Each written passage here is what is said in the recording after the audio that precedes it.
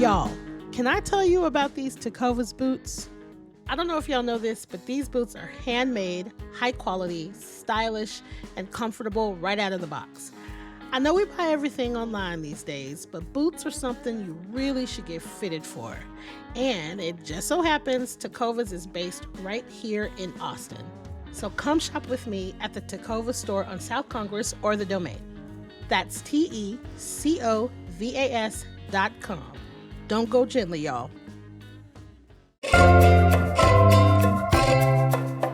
Today on CityCast Austin, it's the Friday News Roundup. I'm here with Hey Austin newsletter editor Kelsey Bradshaw and CityCast Austin executive producer Eva Ruth Moravec to talk about a few big stories that caught our eye this week. We're going to talk about the crazy traffic at the Austin Bergstrom International Airport, the changes and drama over at UT baseball, and a couple of new tidbits about Austin's LGBTQ plus community. Thank you to Tecovas, our exclusive launch sponsor.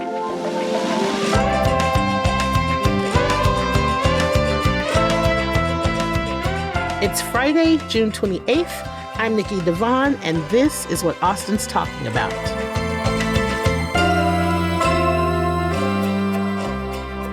Hi, Kelsey. Hi. Hi, Eva Ruth. Hello. Happy Friday. Okay, so now I feel like summer is travel time. So, because especially since it gets so hot here, I think that people are often trying to escape and maybe get a little bit of a reprieve. The Austin Airport just reported that May 2024 was the busiest month on record. There were 2,068,404 passengers flying during that month. Damn. Yeah. 2 million. 2 million. So now I know we talked about this earlier. Our producer, Alyssa, when she flew and she was stuck at ABIA for 5 hours waiting on her flight to leave. We're hearing lots of horror stories about delays and cancellations at the Austin airport. And, you know, I just flew last week and I didn't have any issues, but I'm an old lady and I get to the airport at like 2 hours and 35 minutes ahead of time. Like, That's the way to do it. Yeah, oh, no. I just automatically get there at it's almost annoying to people that fly with me because I'm like, we only got 3 hours. I get there really early. And you got to get there and check to make sure the gate is there. That's a very important part of the process. I know. Isn't that so funny? It's there. Hello, gate. It's there. Thank you. Okay, great. I can go get food now. That's exactly what I do. That's exactly what I do. But if it doesn't seem like this is going to let up, right? No. It's not going to let up. We're just starting the summer. So my main question is do y'all think maybe that, Austin's getting too big for that little tiny airport that we got? Because the airport is not big. Something's got to give at some point because we've been hearing stories about the airport and long TSA lines and all kinds of stuff like that for months and months now. And the May of it all is really shocking because I think the airport usually sees its busier months in, the record before this was July 2023. Mm-hmm. But then after that, it's usually for South by Southwest and for F1. So March and October. And so the May, nothing's happening in Austin in May, right? It's crazy. And I think it is a relatively small airport. We only have 34 gates, and there are plans for this new concourse B. There's all this fanfare, just a few weeks ago about it, and it's like, okay, that's going to bring us some relief in 2030. At that point, we'll have it can handle 40 more gates, and it'll be connected. But to me, it almost seems like the airport is going through what Austin went through, when it was no, we're still just a small little town. We're just a tiny little airport. It's like the I-35 of it all. Yeah. It's like I-35 where it's just no, we weren't ready. What are you talking about? Growth is coming? Yeah. What do you mean? And yeah.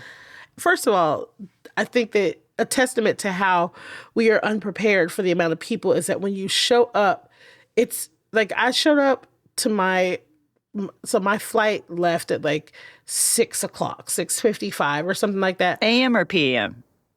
PM. Okay. Because I don't do mornings. Your girl showed up at 4 o'clock because genius showed up at 4 move. o'clock, and it is chaos. People, it's There's one man standing when you walk in the door. He's like, "What do you need? Where are you? Blah, blah, blah. You got a scooter? Go over there." It's like I feel like the people that work there are just stressed out because they're just like, we can't keep up. We can't. It's like they see it all. They see the bag. They're like, "Oh no, this is not sustainable, y'all." Look, I wish you could see the people that looked at me when I like scooted up. They were like, "What is this now? What is that like?" They're like, "Great, the line." Awesome. Yeah. I am the worst. I'm the total opposite, y'all. I like get. I know. It's what time chaos. do you get there? No more than an hour. You Eva! fool! I know, You're my but like sister. it is a little bit, not a little bit. It's enjoyable in like a kind of a crazy way. It's like a game. Like, oh, you need to find that Eva adrenaline Ruth. rush somewhere else in your Eva life, Ruth. girl. You are my sister. You are my sister. If we have to be at the airport at 6:55, at like 6, my sister is sliding into running with her backpack, and she's like, "Hey y'all!" Like I can't handle that kind of flight. I'm already on my phone. Like, where are you? Mm-hmm. We are boarding soon. Mm-hmm. And then she gets there and she's like, "What's up, sister? I'm gonna go get a taco." I'm like, exactly. Exactly. I've been here for an hour and a half. No, I even know where have y'all figured that maybe you know this already. I think it's the Salt Lick bar. There's like the little side spot where you can order a to-go drink. Oh. So not at the front of the bar, like where all the seats are. I forget what gate it's near, but it's like very central, right? So there's the Salt Lick bar, and then if you go to the short side of it, it's like right next to this gate, and they have this little to-go window. And so, this is the chaos agent. This is what I do. Get there an hour before, like scoot in, right? Fill up my water bottle. Go to the bar, get an Austin Eastsiders, walk around the airport. Walk around? Walk to where? Where are you going? What do you mean? Oh my God. I come from a family that we would get there 2 hours early for like a 6 a.m. flight when no one's at the airport. No. You know what? Listen, you and my sister would be besties because y'all like to live on the edge. Anyway, Austin Airport can be chaotic. I think you just got to find your little For Eva Ruth, it's always chaotic. You got to find the little local hacks, like the side bar. I wish everybody could see how big the smile is on Eva's face. She's proud. She loves it. She's this is my game. I know. If only I had a trip, but one day. But anyway, be careful. He was like, one day I hope to go to the airport again. Yeah. In 2030, it's going to be amazing. And Kelsey and I will be at the airport 2 hours early. In 2028, waiting for it to open. I was going to say, we'll be there years early for the new gates. 2028. All right, so before we dive into any more news, let's take a quick break.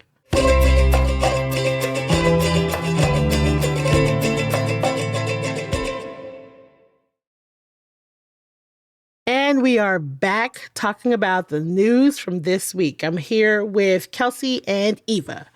Now, I love cheering on teams. I love a good team rivalry. Of course, I love stadium snacks. But, my knowledge of the sports are limited. I hear there is some hot goss about a man named Schloss. Yes. Fill us in, please. Thank you, Dr. Seuss. I really enjoyed the drama of this whole story. I must say, my dad tried to make me a baseball person, and it didn't really work. Although we did read the newspaper scores, and I think that's what got me into news. Anyway, so UT has a new baseball coach, and his name is Jim Schlossnagel. And I love this because I'm a proud Longhorn, and we poached him from A&M, which is always fun. What? Gotta love it. And this, y'all, the timeline for this, just like, it's funny because baseball is so slow, right? Like, you sit there forever and ever, and there might be like 2 runs or something. I mean, the whole entire 5 hours. Ridiculous. But this was like the fastest little timeline. So on Monday, apparently UT fired its or parted ways, I think was the word, with David Pierce, the baseball coach. From what I read, it was like supposedly a mutual parting of ways. That's what the statement said. The written That's what the statement. official. Allegedly, it was mutual. Monday, he's gone. Tuesday, Aggies, they're in the College World Series. It's a big deal game. They lose. Heartbreak. So sad. Crying Aggies. So then they lose. And later that day, news of Schloss's move to Austin was reported by like some news outlets. First, 24/7 Sports, and then confirmed to the Austin American-Statesman. That was on Tuesday, the same day that he lost. Can you imagine? Yes. His poor little team. And Aggie Land was very mad, understandably. I would be so mad at him. Oh my gosh, the heartbreak. And then, on Wednesday, there was his first press conference with UT Sports, the Aggies. That's ruthless. Not only did he dip immediately after this like huge thing that they've been doing with the World Series, the College World Series, he dips for UT. I love it. I mean, that is savage. That's a savage mic drop. One might think that, not to cause any kind of whatever, one might think that he went into it being like, I know they're gonna lose. I'm out. Right? I know. Like, how do you... It's hard to imagine, like, I'm sure that's what they're going through, Aggie fans, like, oh my gosh, was he, half-assing this? Yeah. Oh, God, it feels mean. I'm sorry, Aggies. This is heartbreaking. It must have been very, very difficult. I just think it's fun to keep the UT A&M rivalry alive. It's alive. It's very alive. And now that we're all back in the SEC conference, UT is now back in the SEC conference. And so we get to play each other again. So it's like, it's just the drama. We're going to have to talk about sports more, y'all. Listen, I'm into it. I was a fan of, just because I love drama, but I was a fan of the A&M UT drama. I just was. I was just like, this is some very Texas stuff. Yeah. That's fun. It's like, no, my sports is better. No, my sports is better. There's so much happening between Texas A&M and UT. Like, that's something I've known about since I was a child, Like, it's a big thing. Anyway. Yeah. I love it. I have friends, like some of my best friends all went to A&M, and it never comes up except every now and then I will accidentally say something about Aggies, and it's like immediately they're like, whoa. I'm like, we are in our 40s. Stop it. Like, cut it out. But no, the rivalry never ends. No. The rivalry never ends. But I have to tell y'all, I'm married to an Aggie, and oh my God, you've been talking a big game. No, it's so great because sleeping with the enemy. Oh, this is a divided household, y'all. He actually was a Longhorn initially. He entered the University of Texas and flunked out, and then was welcomed at A&M with open arms. This is an evil thing you have done. Oh my God. She said he was dumb, but A&M took him anyway. She said he flunked out, but A&M took him. Yeah, I tell everyone I can that story. I love that so much. I love that so much. Okay, so let's wrap up our baseball. We're getting a little too heated here. I want to wrap up by giving y'all, this is an amazing lead by Danny Davis at the Austin American-Statesman in his story about all of this. And I'm going to read it for us. So it says, all's fair in love and college baseball coaches. Texas Athletic Director Chris Del Conte got his man, and the Texas A&M Aggies are left to stew. Their simmering, century-long hatred for the Texas Longhorns was at 212 degrees last I checked. We've reached lava level. Isn't that so good? I love it so much. Yes, well done, Danny Davis. Ooh, well done. Yes. I like a good read. Yeah. I like a good read. Hook 'em horns. And speaking of which, speaking of reading, Pride Month. Y'all, we're wrapping up Pride Month. Listen, let me say, we're reading in Pride Month. Okay, am I about to have to educate y'all on what reading means in the queer community? Yes. Oh, you mean like a read? Yeah. Oh, okay. Sorry. I need education. I'm sorry. I thought we were talking about books for a second. When you read someone Yeah. in the queer community and the gay community, it's essentially like you are picking out the things that are wrong with them. I got it. It's Eva talking about how dumb her husband is. I was just about to say that. That was a read. So you saying that your husband was open with the welcome arms, that was a read. Oh, no. It's like, you know what I mean? Like, it's like. Got it. You know. Great example. Like, not an insult, but just like, oh, so I see A&M liked you. Okay, that's cute. You know. Yeah, and so, Danny Davis, the lava level is definitely Reed. Got it. Yes. Fantastic, Danny. Fantastic. So we are rounding up, we're ending Pride Month, which I personally think should be a national month-long holiday, but I will digress. So we recently interviewed Bridget Bandit, a local drag performer, about Pride. If you have not listened to it, go do so immediately after you listen to this. This week, Bridget was lobbying on Capitol Hill for LGBTQ plus protections. It was covered by CNN. Marjorie Taylor Greene responded to Bridget's CNN interview via Twitter, and she said some stupid stuff. Like, she said drag queens were men pretending to be women and that they put women and children in danger. Our girl Bridget responded. Oh, she nearly said, like, bless your heart, Marjorie Bless your Taylor heart. Greene. Exactly. Yeah, that's exactly. It was a bless your heart moment. That is perfect, Kelsey. She responded, letting Marjorie Taylor Greene know that she was born a woman, not a man. And then, in the classiest, cutest way, told our girl that she did not know what she was talking about and to stay out of our business and stay out of our lives. It's the perfect mic drop. No, Sounds like a it's read. Wonderful. Yes. Yes. Another audio medium moment, but Eva Ruth's face, very proud once again. Yeah, so Bridget Bandit, like, cutely dragging Marjorie Taylor Greene. I mean, that's just, it feels like it's my birthday again. No, it makes me feel proud to live in Austin. Like, not to be too dramatic, but it really does. And it really is proving so much about that argument. Like, whenever Bridget gets to tell people, actually, I was born a woman, it's like, it totally, like, so what's your argument now? I love that she said this proves that gender is socially constructed. I'm like, yes. Yeah. Yes. I feel like, and there are more and more AFAB is assigned female at birth. There are more and more AFAB drag queens, and I love this because it turns all of that crap on its head. It's like, your entire argument is trash, and so, you know. And that's also why it's important to talk to actual drag queens about this issue.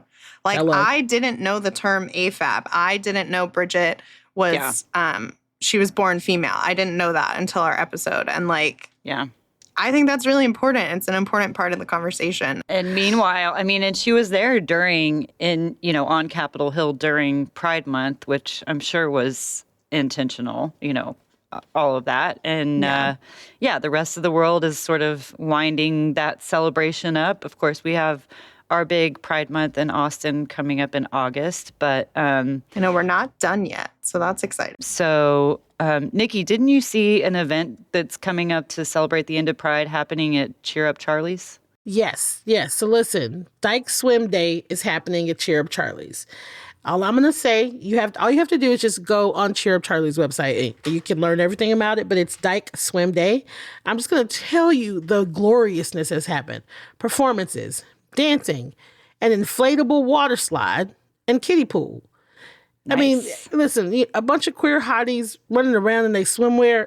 It's personally my favorite brand and a perfect way to round out Pride Month for me. But, anybody else wants to go, you should absolutely come. It's going to be a good time, y'all. It's going to be a good time. They had me at an inflatable water slide. Nice. I love that. But also, just really quick, because I want to mention this really quick. There's an organization in Austin called Rainbow Connections. They're part of Family Elder Care. It is a group aimed at helping older adults, right? Like, it is, my really good friend, world famous Bob, is, I believe, on the board, wonderful person, They host events like Queer Elder Wig Party and Campfire Queer Story Time, but most importantly, they're creating a space for elderly LGBTQIA plus people to have community. And they call it Q-munity, which is cute. And they help them come together and feel less alone. So if you haven't just kind of dove into Rainbow Connections, please do so, because it's a really, really great organization. And they have a queer campfire story time coming up. Aww. Yeah. So cute. I love cute. that. Yeah. So I'm assuming that y'all had, a really great Pride and you gave all your money to queer people. Yeah, I'm out of money. Really quick, though, if you didn't spend all of your money on Pride Month, like I did, we have another Pride Month in Austin coming up in August. And so there's still lots of time to celebrate and donate and support your favorite organizations. We do ours in August because it's supposed to be less rainy. The students come back and they make up the majority of volunteers for Austin Pride Foundation's festival and parade. And then it's supposed to be easier to get talent to come to Austin in August because they're not busy doing June Pride Month stuff across the U.S. So there will still be lots of Pride to do at the end of the summer. Heck yeah. Oh my gosh, you guys. Both of you have a look on your face. Oh my goodness, Kinky Friedman died. Y'all, if y'all don't know who Kinky Friedman is, please look him up. It's another Austin icon. He ran for governor. I'm reading this Texas Tribune story about it. It says that he had Parkinson's. Yeah, he ran against Rick Perry in 2006. And he finished 4th in the race. Mm-hmm. And then he ran for the Democratic nomination for Agriculture Commissioner in 2010 and 2014, but that was not successful. Man, he had I think he had some albums too. What? That's right. Yeah, one of his songs says, "They ain't making Jews like Jesus anymore." Yes. Get your biscuits in the oven and your buns in the bed. I think he had a band like Kinky Friedman and the Texas Jew Boys. Yes, the Texas Jew Boys. Oh, also, on the topic of Pride Month, he supported same-sex marriage in 2006, which is way before everybody else was doing it. Damn. He goes, "I support gay marriage because I believe they have the right to be just as miserable as the rest of us." That's amazing. That is a name that I have been hearing for, I feel like, most of my life. Mm-hmm. I mean, it's one of those names that that's just kind of been imprinted in my Austin fabric for sure. Absolutely. He had this nonprofit organization called the Utopia Animal Rescue Ranch, which he founded in 1998, and was just really philanthropic and a good... Yeah. Well, and his friend described him as having fearless Texas chutzpah. We should all have fearless Texas chutzpah. Well, we dedicate this to you, Kinky. We will miss you. Local Austin icon in Texas. Rest in power, yo. Yes. Shoot. Well, on that note, I'm going to say goodbye. Thank you guys so much for rounding up the news for me this week. Bye, Kelsey. Bye. See you next week. Bye, Ruth. Ta-ta for now.